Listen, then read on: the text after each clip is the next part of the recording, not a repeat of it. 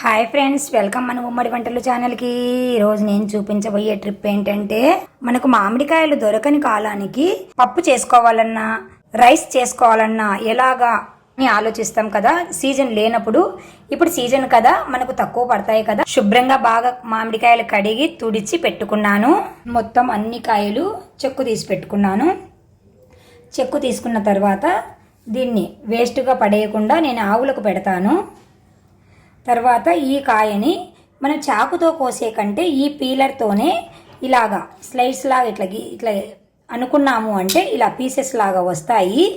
ఈ పీసెస్ అన్నీ తీసి మనం ఎండలో బాగా 2 or 3 days ఎండలో బాగా ఎండనిచ్చుకున్న తర్వాత తీసుకున్న ఈ కండను బాగా ఎక్కువ నూనె వేసి మనము బాగా మగ్గించుకున్న తర్వాత ఉప్పు కారం వేస్తే కండ పచ్చడిలాగా కూడా చేసుకోవచ్చు. చాలా టేస్టీగా ఉంటుంది మామిడికాయ కండ పచ్చడి. మీరు కూడా ట్రై చేయండి ఫ్రెండ్స్. అలా మనము పల్సగా మనం తరుక్కొని పెట్టుకున్న తర్వాత ఎండలో ఒక 2 days పెడితే ఇలాగైతాయి.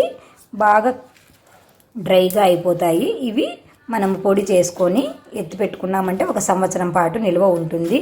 ఇప్పుడు మామిడికాయల సీజన్ కదా ఫ్రెండ్స్, తప్పకుండా మీరు ఇలా స్టోర్ చేసి పెట్టుకోండి. మీకు చాలా యూజ్ అవుతాయి. మామిడికాయలు లేని కాలంలో మనకు ఈ పొడి లేదా ఇలాగే పెట్టుకొని కాసేపు ఉంచుకొని మనము పప్పులో కానీ సాంబార్లో కానీ కూడా వేసుకోవచ్చు. పొడి చేసుకుంటే చాలా ఈజీగా ఉంటుంది ఫ్రెండ్స్. Bye bye friends.